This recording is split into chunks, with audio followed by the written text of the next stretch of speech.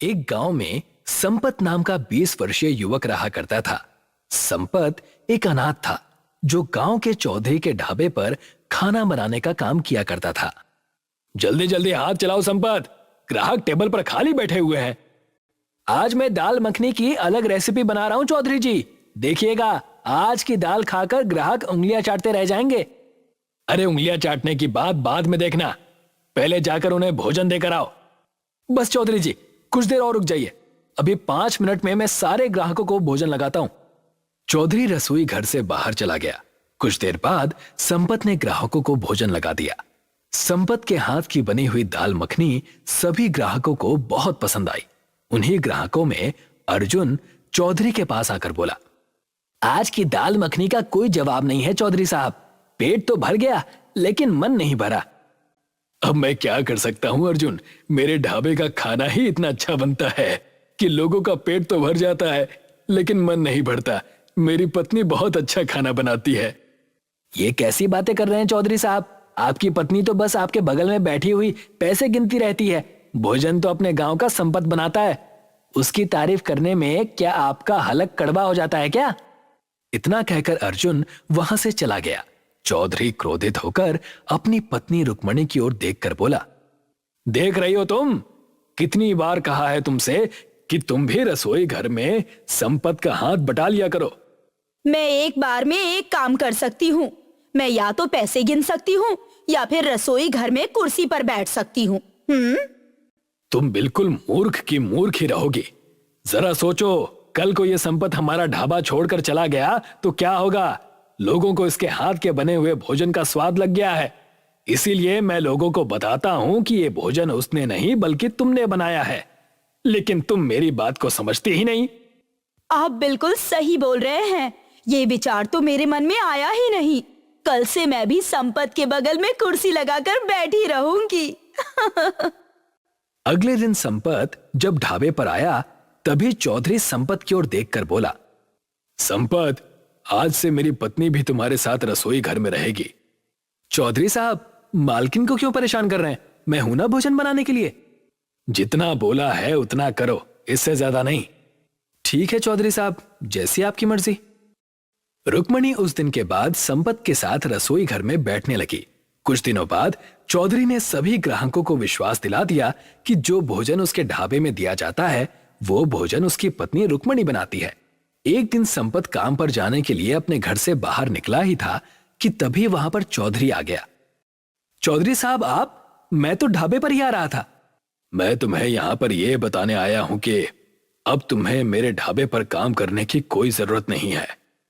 ये कैसी बातें कर रहे हैं आप चौधरी साहब? जहां तक मैं जानता हूं मैं तो बहुत मेहनत से खाना बनाता हूं और मैंने आपको कभी शिकायत का मौका भी नहीं दिया। मुझे इस बात से कोई फर्क नहीं पड़ता संपत, तुम्हारी वजह से मेरे ढाबे का नाम बदनाम होता जा रहा था। ये कैसी बातें कर रहे हैं आप चौधरी साहब? जहां तक मुझे याद है, जब से मैं ढाबे पर काम कर रहा हूं तब से तो आपका ढाबा पहले से ज्यादा चलने लगा है। हाँ, ज्यादा चलने लगा है, लेकिन सिर्फ तुम्हारे नाम पर। अगर मैं कुछ दिन तक तुम्हें और काम पर रखता तो शायद मेरे ढाबे का नाम चौधरी ढाबा से बदलकर संपत ढाबा हो जाता। ऐसा मत कीजिए चौधरी साहब, मैं एक अनाथ हूं और मुझे इसके अलावा और कोई काम नहीं आता। वो तुम्हारी समस्या है, मेरी नहीं। आज के बाद मेरे ढाबे के आसपास भी कहीं दिखे ना तो टांगे तोड़कर गांव से बाहर फेंकवा दूंगा। इतना कहकर चौधरी गुस्से में वहां से चला गया। संपत बेरोजगार हो गया।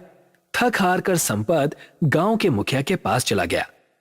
मुझे सब पता है संपत कि चौधरी ने तुम्हारे साथ क्या किया है, लेकिन तुम तो जानते हो कि चौधरी मुझसे कहीं ज्यादा ताकतवर और धनवान है।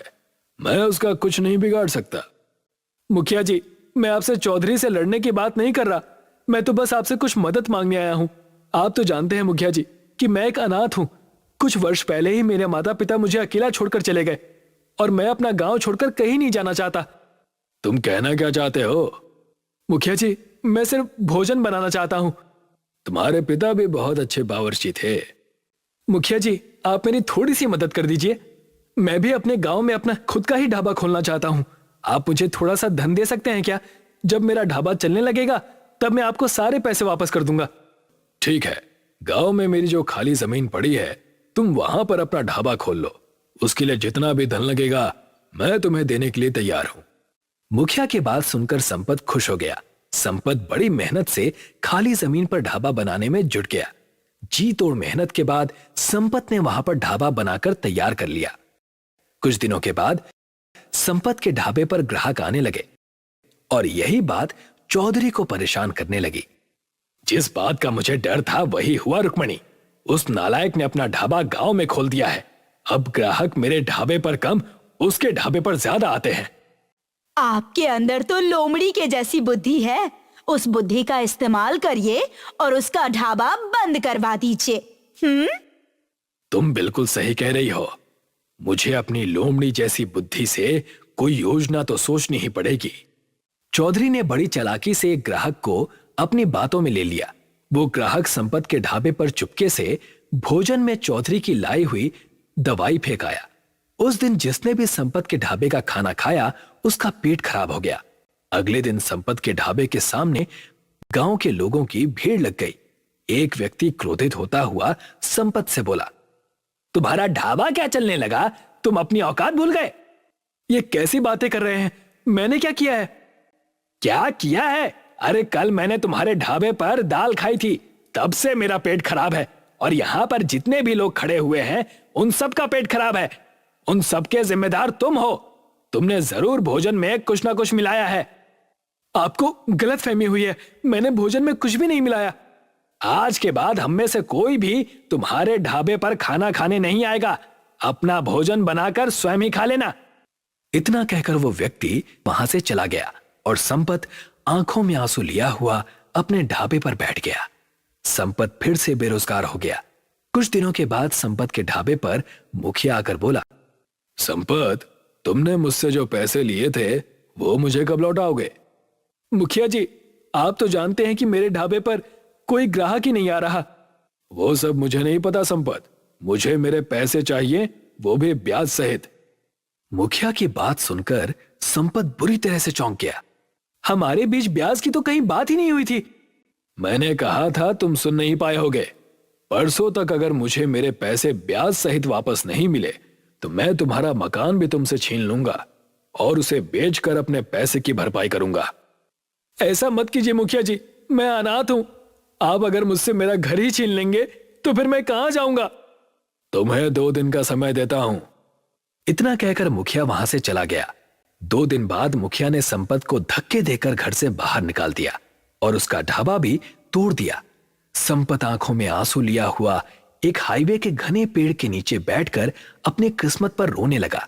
संपत को रोते हुए सुबह से शाम हो गई।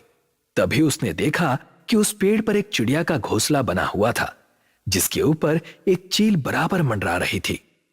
इस चील को भगाना होगा, नहीं तो ये उसका घोंसला तोड़ देगी। मेरा घर बचाने के लिए तो कोई भी गांव वाला नहीं आया, लेकिन मैं इस बेजुबान प्राणी का घर इस चील को नहीं तोड़ने दूंगा। संपत ने एक चील को वहां से भगा दिया। तभी वहां पर एक चमत्कार हुआ। उस घोंसले के ऊपर बैठी हुई चिड़िया संपत के पास आकर बैठ गई और एक तेज धमाके के साथ वो एक सुंदर लड़की में परिवर्तित हो गई। कौन हो तुम? बरसों पहले एक श्राप के कारण मुझे चिड़िया बनाकर इस घोंसले में कैद कर दिया गया था। अगर तुम उस चील को नहीं भगाते तो वो चील मुझे मारकर मेरा घोंसला तोड़ देती। वो एक चील के रूप में राक्षस था। लेकिन तुम फिर अपने असली रूप में कैसे आ गई? मुझसे कहा गया था कि जब भी कोई मुसीबत का मारा हुआ सच्चा युवक तुम्हारी मदद करेगा, तुम्हारा ये श्राप समाप्त हो जाएगा। और देखो, मैं मुक्त हो गई। तुमने मेरी मदद की है तो मैं भी तुम्हारी मदद करूंगी। मैं तुम्हारे बारे में सब जानती हूँ। तुम मेरी मदद कैसे कर सकती हो? क्यों नहीं कर सकती? तुम बहुत अच्छा खाना बनाते हो, बस तुम्हारे पास धन नहीं है। एक घर था, वो भी तुमसे छीन लिया गया, लेकिन कोई बात नहीं। तुमने जिस घोंसले को टूटने से बचाया है, वही घोंसला आज से तुम्हारा घर होगा। और इस घोंसले में तुम्हारा खुद का बना हुआ घोंसला रेस्टोरेंट होगा। इतना कहकर उस सुंदर लड़की ने अपना हाथ घोंसले के आगे कर दिया। तभी एक तेज धमाके के साथ वो घोंसला एक रेस्टोरेंट में परिवर्तित हो गया। जिसकी सीढ़ियां बहुत सुंदर लकड़ी की बनी हुई थी। ये घोंसला रेस्टोरेंट आज से तुम्हारा है। तुम्हें यहाँ से कोई भी नहीं निकाल सकता। जब भी तुम्हें यहाँ से कोई निकालने की कोशिश करेगा तो वो खुद ही मुसीबत में फंस जाएगा। इतना कहकर वो सुंदर लड़की वहां से गायब हो गई। संपत उस रेस्टोरेंट के अंदर चला गया। उसने देखा कि रेस्टोरेंट अंदर से किसी 5 स्टार होटल जैसा था, जहां पर एक से एक महंगी टेबल रखी हुई थी और एक 5 स्टार होटल की ही तरह हर सुख सुविधा वहां पर मौजूद थी। कुछ देर बाद संपत वहां पर आराम की नींद सो गया। अगले दिन संपत नाश्ता करके नीचे उतरा ही था कि तभी उसके सामने एक कार आकर रुक गई। उसमें से एक सुंदर युवक बाहर निकलकर संपत से बोला, यह किस तरह का रेस्टोरेंट है भाई? इस तरह के रेस्टोरेंट्स तो मैंने सिर्फ विदेशों में ही देखे हैं, लेकिन वो भी तस्वीरों में। ये मेरा रेस्टोरेंट है, घोंसला रेस्टोरेंट। मेरे रेस्टोरेंट पे हर तरह का भोजन उपलब्ध है। क्या तुम मुझे अपना रेस्टोरेंट दिखा सकते हो? दिखाना क्या है साहब, आप मेरे पहले ग्राहक हैं। आपके लिए आज का खाना मुफ्त है। संपत ने उसके लिए बहुत अच्छा भोजन तैयार कर दिया। भोजन खाकर वो युवक उंगलियां चाटते हुए बोला, यकीन मानो मैंने एक से बड़े एक 5 स्टार होटल में खाना खाया है, लेकिन इससे ज्यादा लजीज खाना मैंने अपने जीवन में नहीं खाया। मैं एक बहुत बड़ी कंपनी में एडवर्टाइजमेंट का काम करता हूं। तुम चाहो तो मैं तुम्हारे इस घोंसला रेस्टोरेंट का एडवर्टाइजमेंट कर सकता हूं। तुम्हारा रेस्टोरेंट प्रसिद्ध हो जाएगा और यहां ग्राहकों की भीड़ लग जाएगी।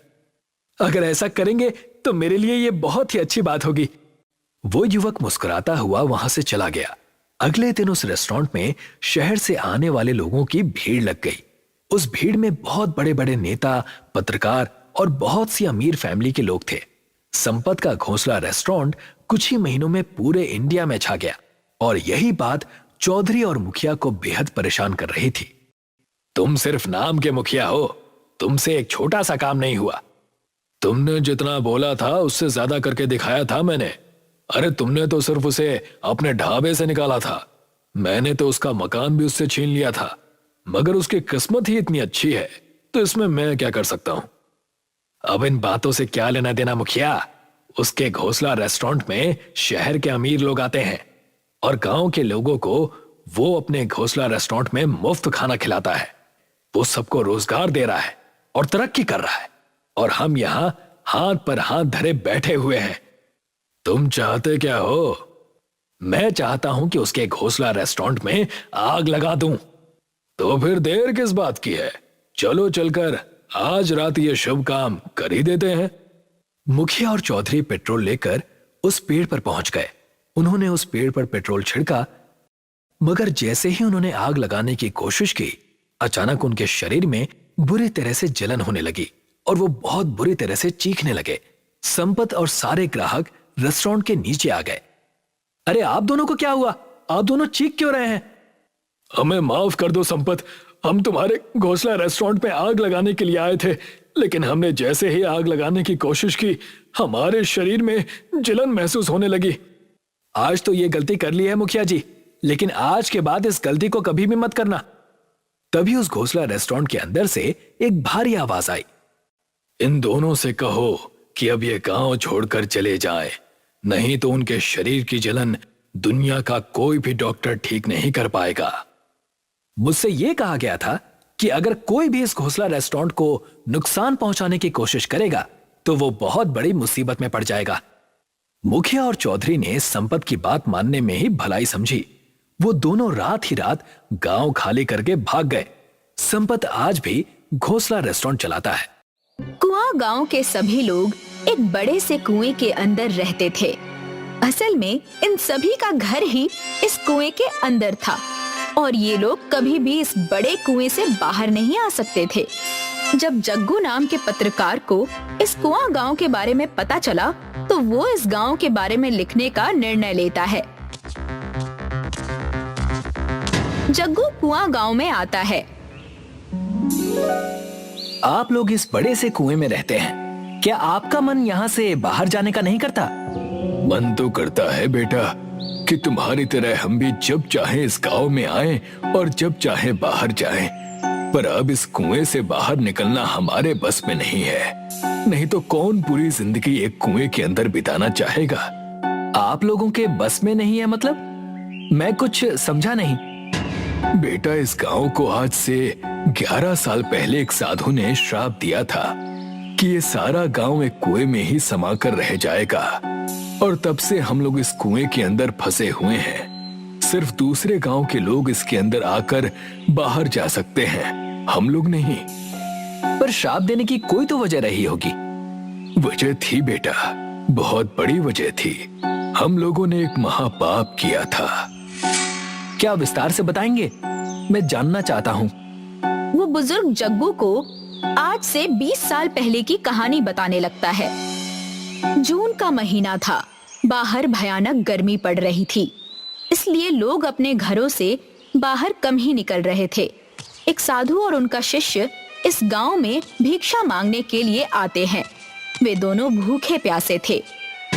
भिक्षाम देहि माई, आपके द्वार पर साधु भिक्षा मांगने के लिए आया है। साधु के बार बार पुकारने पर औरत घर से बाहर आती है। दिखता नहीं, इस बार सूखा पड़ने से सारी फसलें बर्बाद हो गई हैं। हमारे पास खुद ही खाने को नहीं, तुमको कहां से दें? हे माता, अगर ऐसी बात है तो आप हमें बस जलपान करवा दीजिए। हम बहुत प्यासे हैं। क्यों? जल क्या मुफ्त में मिलता है? यहाँ कोई भंडारा नहीं लगा है जो तुमको जलपान कराया जाएगा। पर प्यासे को पानी पिलाना तो पुण्य का काम होता है देवी, और हम दोनों इस समय बहुत प्यासे हैं। गर्मी से गला सूख रहा है। इस तरह के कठोर वचनों का प्रयोग मत करो देवी। गला तो सबका सूखता है, इसमें कौन सी नई बात है? अगर मैंने तुम दोनों को पानी पिलाया तो जब मेरे परिवार का गला सूखेगा तब हम क्या करेंगे? प्यासे मर जाएंगे। इस तरह के कठोर वचनों का प्रयोग मत करो देवी। हमने तो केवल आपसे अपनी प्यास बुझाने के लिए जल मांगा है, कोई पाप तो नहीं किया। पूरे गांव का चक्कर लगा के देख लो, फिर भी कोई तुमको एक घूंट पानी नहीं देगा। आखिर आप ऐसा क्यों कह रही है माते? क्या गांव में पानी का कोई स्रोत नहीं है? इस गांव में सिर्फ एक ही कुआं है, और उसका पानी सिर्फ गांव वालों तक के लिए ही सीमित है। किसी बाहर वाले को अगर एक बूंद पानी भी दिया तो इससे गांव को पानी की कमी हो जाएगी।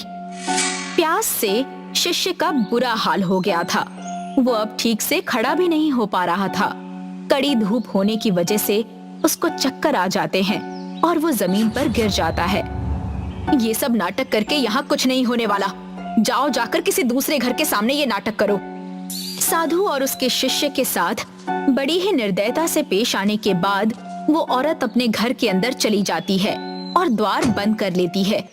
हिम्मत मत हारो शिष्य, हम दूसरे द्वार पर जाकर निवेदन करेंगे। साधु और उसका शिष्य एक एक करके गांव के सभी घरों में भिक्षा मांगने के लिए जाते हैं, पर ना तो उनको कोई भिक्षा देता है और ना ही प्यास बुझाने भर के लिए पानी। अब तो मेरा भी धीरज खोता जा रहा है शिष्य। मैंने ऐसा निर्दयी गांव आज तक नहीं देखा जो साधु सन्यासियों को जलपान तक न करा सके। शिष्य की हालत इतनी खराब हो चुकी थी कि वो बोलने में भी असमर्थ हो गया था। ये दोनों अब उसी कुएं के पास खड़े थे जिससे गांव वाले अपने लिए पानी लेते थे। प्यास बुझाने की एक आखिरी कोशिश करते हुए शिष्य कुएं की तरफ बढ़ता है, पर जैसे ही वो कुएं में झांकता है उसको फिर से चक्कर आते हैं और वो कुएं में गिर जाता है। ये तुमने क्या कर दिया शिष्य? साधु देखता है कि कुएं के अंदर गिरने से शिष्य की मौत हो गई है। वो क्रोधित होकर इस गांव को श्राप देता है। इस निर्दयी गांव वालों ने मेरे शिष्य के प्राण लिए हैं। मैं इस गांव को श्राप देता हूँ कि जिस तरह मेरे शिष्य की मौत इस कुएं के अंदर हुई है, उसी तरह से ये पूरा गांव इस कुएं में समा जाएगा। साधु गुस्से में विष का प्याला पी लेते हैं, जिससे उनका पूरा शरीर नीला पड़ जाता है और वे गांव से चले जाते हैं। देखते ही देखते पूरा गांव इस कुएं के अंदर समा जाता है। गांव की ये कहानी सुनकर जग्गू को बहुत आश्चर्य होता है।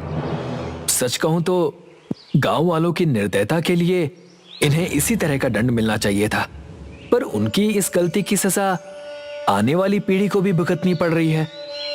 हमसे बहुत बड़ी भूल हो गई थी बेटा। काश उस दिन जब वो साधु बाबा सबसे पहले मेरे द्वार पर आए थे, मैं उनको जलपान करा देती तो इस सब की नौबत ही नहीं आती। क्या इस श्राप से मुक्त होने का कोई रास्ता नहीं है? रास्ता तो वही बता सकते हैं जिन्होंने ये श्राप दिया।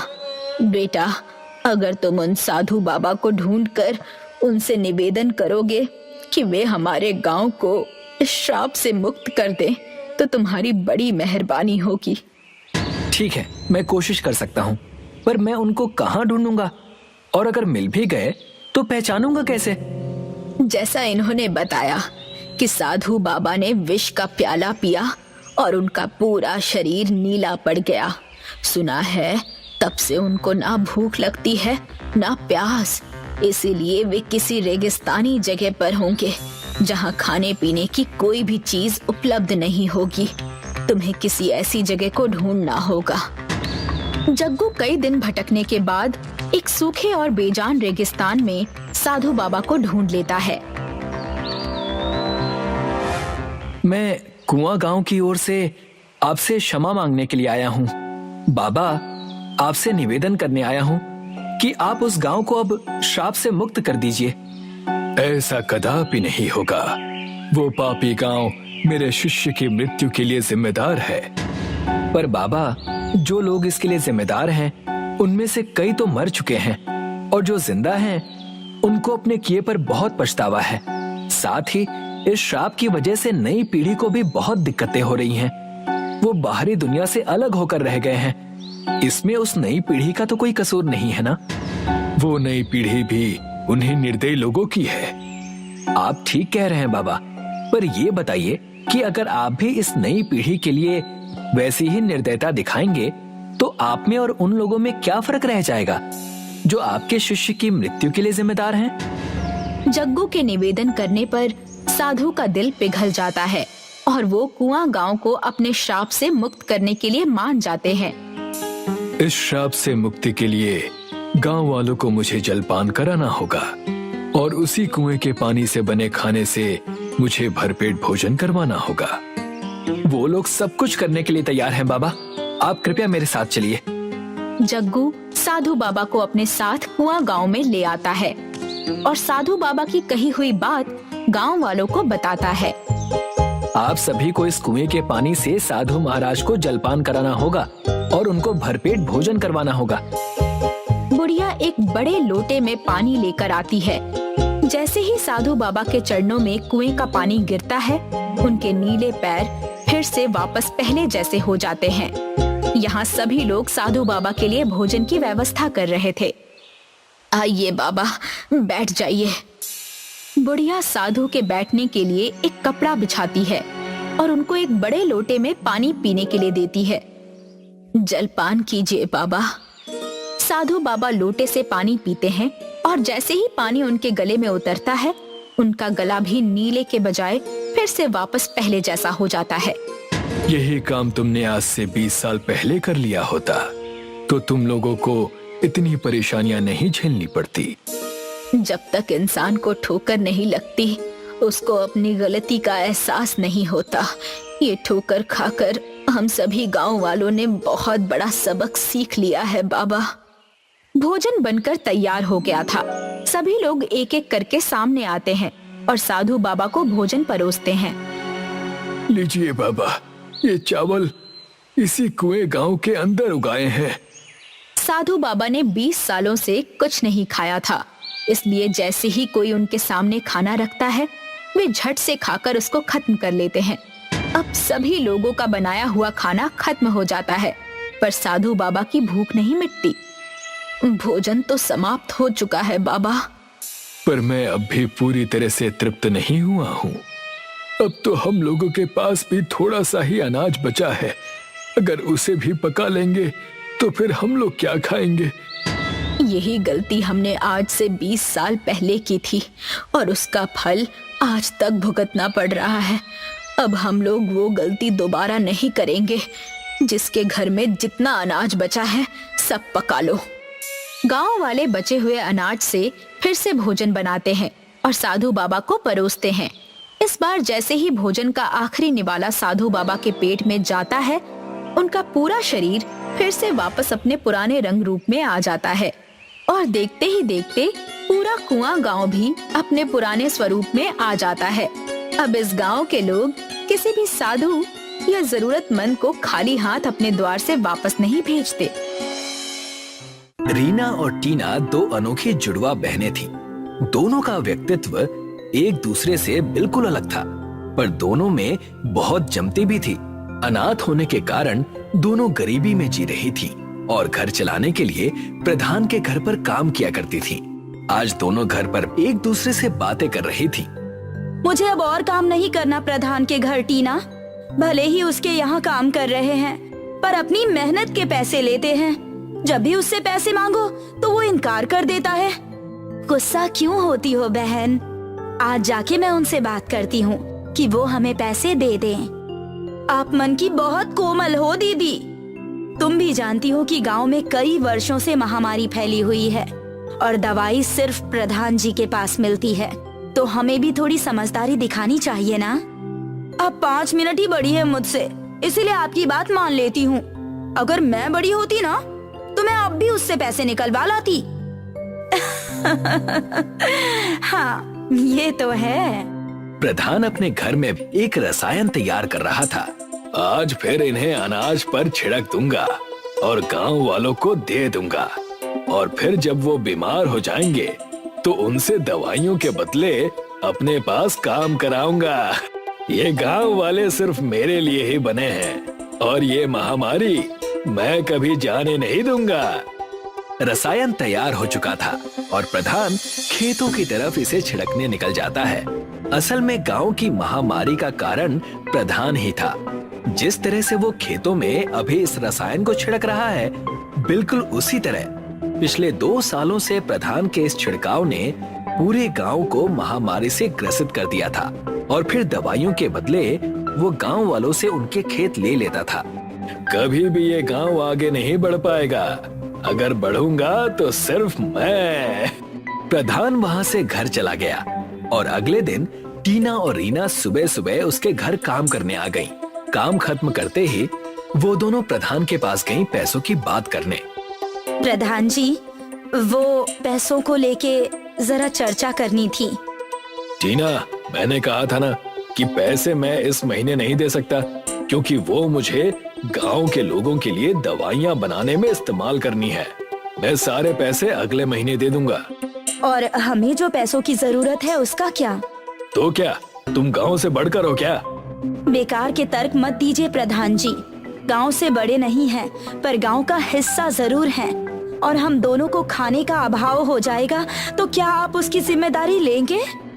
अब तक मैं प्यार से बातें कर रहा था, पर अब सुनो, मैं तुम्हें तब तक एक फूटी कौड़ी नहीं दूंगा जब तक गांव वालों के लिए मैं दवाइयाँ न बना लूं। प्रधान जी, आप बस हमें इस महीने के पैसे दे दीजिए। हम बहुत ही कठिन परिस्थिति में हैं प्रधान जी। ठीक है टीना, तुम्हें पैसे दे देता हूँ, लेकिन कल से यहाँ आने की जरूरत नहीं है। आना भी किसे है? प्रधान टीना के हाथों में पैसे दे देता है और दोनों वहाँ से घर लौट आते हैं। टीना बहुत चिंता में थी। अपनी बहन के चेहरे पर चिंता देखकर रीना ने उससे पूछा, क्या बात है? इतनी चिंता में क्यों बैठी हो दीदी? तुम अभी समझ नहीं पा रही हो रीना। अगर कभी हमें दिक्कत हुई तो दवाई तक नहीं मिलेगी और काम न होने के कारण पैसों का अभाव पहले से ज्यादा है। तो हम कहीं और काम कर लेंगे ना। कहीं और? गांव में अधिकतर व्यापार प्रधान जी के हाथों में ही है और हमारा बैर भी उनसे ही हुआ है। और कोई ऐसा भी नहीं है गांव में जिनके घर पर हमें काम मिल सके। हाँ दीदी, सब के सब इस रोग से ग्रसित रहते हैं और प्रधान जी के आभार से दबे हुए रहते हैं। मैं ये नहीं कह रही हूँ कि तुमने गलत किया है, पर अब हमें आगे क्या करना है ये तो सोचना होगा ना। रीना ये बात सुनकर दुखी हो गई कि उसके हट के कारण दोनों बहनों को अब कठिनाइयां झेलनी पड़ेंगी। देखते ही देखते 1 महीना बीत गया और दोनों बहनों का पैसा पूरी तरह से समाप्त हो गया। घर में राशन अब तिल मात्र भी नहीं बचा। आखिरी भोजन बचा था जो रीना ने टीना को लेकर परोसा। तुमने खाना खा लिया? मैंने तो पहले ही खा लिया दीदी, जब आप काम ढूंढने के लिए निकली थी। अच्छा, अब आप इसे खा लीजिए। और मैंने थोड़ा ज्यादा खा लिया, इसीलिए कम ही बचा है दीदी। अरे पगली, तू और खा लेती तो भी कोई दिक्कत नहीं होती, लेकिन अब कल से हमें क्या करना है ये सोचना पड़ेगा। हाँ दीदी, राशन तो पूरी तरह से खत्म हो गया है। तभी घर के बाहर एक भिक्षुक आ गया। भिक्षाम देहि, भिक्षाम देहि। प्रणाम बाबा जी। कल्याण वस्तु, कुछ भिक्षा हो तो दे दो बिटिया। बाबा, भिक्षा तो तनिक भी नहीं है घर में। थोड़ा खाना बचा था, वो मैंने दीदी को परोस दिया। क्षमा कीजिएगा बाबा। ऐसा क्यों कहती हो रीना? कोई ब्राह्मण या भिक्षुक आए तो हमें उसे इस तरह नहीं लौटाना चाहिए। पर दीदी बड़ा प्यार है तुम दोनों में। एक प्रेम के कारण अपनी भूख मारकर बड़ी बहन को खिलाती है, और बड़ी बहन छोटी बहन को धर्म का मार्ग दिखाती है। छोटी का प्रेम अनूठा है और बड़ी का धर्म ऊंचा है। बहुत अच्छी बात है। बाबा, आपने तो घर की परिस्थिति बिना बताए ही जान ली, और मेरे व्यवहार के लिए मुझे क्षमा कीजिएगा। इसमें क्षमा मांगने जैसी कोई बात नहीं है बेटा। प्रेम से ऊंचा और कोई धर्म नहीं।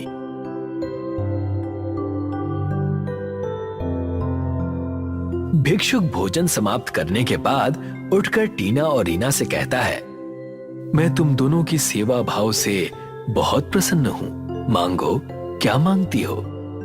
बाबा, इस गांव में एक महामारी फैली हुई है जिसका कोई हल नहीं निकल रहा है पिछले 3 वर्षों से। बस आप उसे ठीक करने का कोई मार्ग बताएं।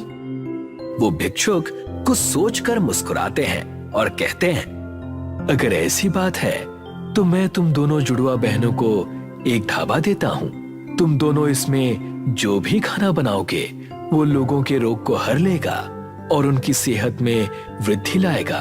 लेकिन क्या बाबा? ये तभी हो पाएगा जब कोई साफ मन से और दया भाव को समझने वाला उस खाने को बनाएगा। अगर कोई पाखंडी उसका प्रयोग करेगा तो उसकी सारी समृद्धि नष्ट हो जाएगी। हम आपकी बात का ध्यान रखेंगे बाबा।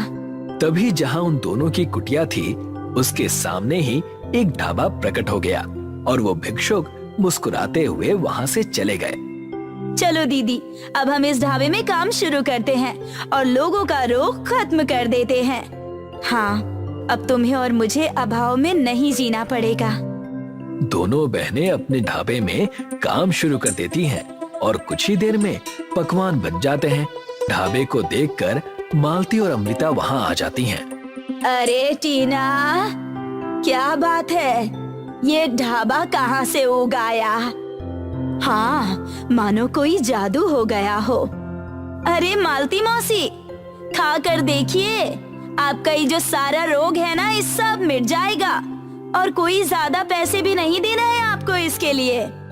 हाँ, 2 समय का खाना यहीं से ले जाइएगा। जितना आपके खाने का खर्च है उसी खर्चे में हम आपको ढाबे में खिलाएंगे। अच्छा, क्या सही में? लाओ, तब खिला दो हमें भी।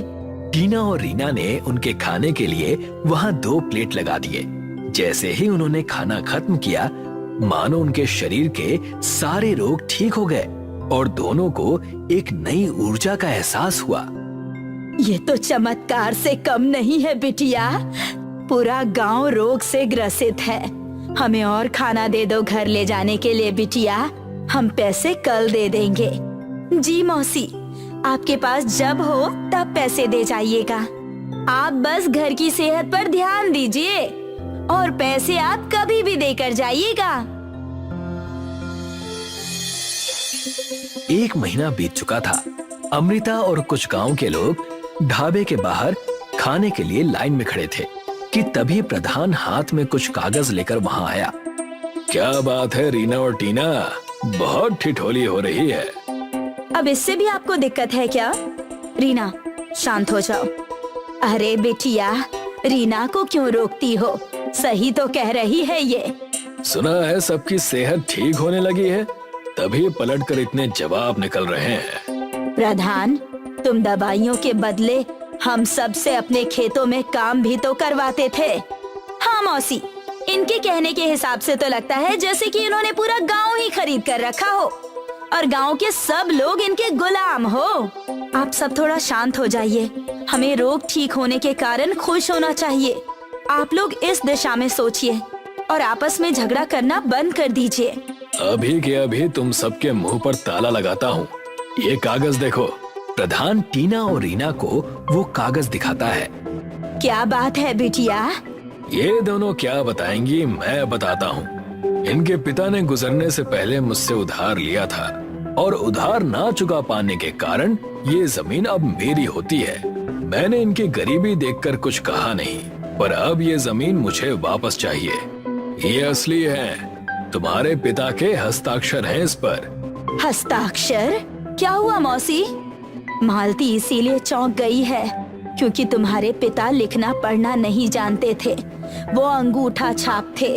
ये तुम दोनों बढ़िया मेरे काम में टांग मत अड़ाया करो। प्रधान, बहुत बोल लिया आपने।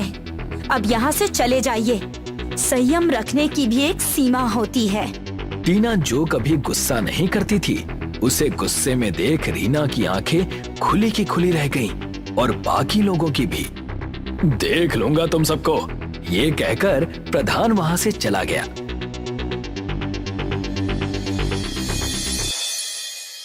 कई दिन बीत चुके थे और रात की चांदनी धरती को प्रकाशित कर रही थी। प्रधान ढाबे के पास मुंह ढके हुए आया था और वही रसायन का डिब्बा लेकर ढाबे में घुस गया। अब इन अनाजों पर भी मैं ये रसायन छिड़क दूंगा ताकि जो यहाँ खाए उसे रोग लग जाए। फिर देखता हूँ कि कितनी आवाज निकलती है इन गांव वालों की। प्रधान ढाबे के अनाज पर रसायन छिड़क देता है। तभी वहाँ खटपट की आवाज सुनकर रीना आ जाती है। कौन हो तुम? चोर चोर चोर! प्रधान वहाँ से भाग जाता है। टीना रीना की आवाज सुनकर वहाँ आ जाती है। क्या बात है रीना? क्या हुआ? कोई चोर यहाँ खड़ा था और मुझे देखते ही भाग गया। कुछ चोरी तो नहीं हुई ना? पर ये गंध कैसी है? दोनों अनाजों को देखते हैं तो उसमें से रसायन की गंध आ रही होती है। दोनों ने अगली सुबह मालती और अमृता को ये दिखाने के लिए बुलाया। क्या बात है टीना? ये अनाज देखिए मौसी, इस पर रसायन छिड़का गया है और गांव के रोग की वजह भी यही रसायन है। पर ये तुम्हें कैसे पता? वो बात ऐसी है मौसी जी की। टीना ने बाबा के वरदान के बारे में सारी बातें बताई और उसने बताया कि अब वो सारे रोगों को समझ सकती है और उनका निवारण कर सकती है। अच्छा, तो ये बात है। पर ये किया किसने है? ये जानने के लिए आप सबको मेरी योजना को मानना होगा। कुछ देर के बाद वहाँ प्रधान आ जाता है। ढाबे में बैठे सभी लोगों का पेट दर्द कर रहा होता है और प्रधान ये देखकर कहता है, देखा इन बहनों का साथ देने का नतीजा।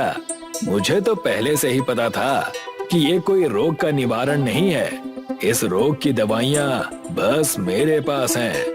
प्रधान, कुछ दवाइयाँ दे दो, बहुत दर्द हो रहा है। लो दवाइयाँ। लगता है बहुत तैयारी में आए हो प्रधान जी। आपको कैसे पता कि यहाँ दवाइयों की जरूरत लगेगी? वो मैं तो बस यूं ही साथ लेकर घूमता हूँ, ना जाने कब काम आ जाए तो काम आ गई। तो वो जो चिंटू लेकर आ रहा है वो क्या है? चिंटू नाम का बच्चा वही रसायन का डिब्बा लेकर आया था जो कल प्रधान छिड़क रहा था। कुछ ध्यान आया? पर मुझे लगा कि तुमने मुझे देखा नहीं। अब मेरा शक सच में बदल गया। यानी कल जो चोर घर में घुस आया था वो आप थे। रीना ने रात में जो डब्बा देखा था, मैंने बस उसी की तरह दिखने वाले डब्बे का बंदोबस्त किया और आप खुद ही फंस गए। इतने सालों से आपने हमें यूं ही रोगग्रस्त किया और दवाइयाँ देकर महान बनते रहे। निकल जाओ इस गांव से। प्रधान वहाँ से भाग निकला। इस घटना के बाद गांव में कभी रोग के कारण किसी को दिक्कत नहीं हुई और जादुई ढाबा चल पड़ा।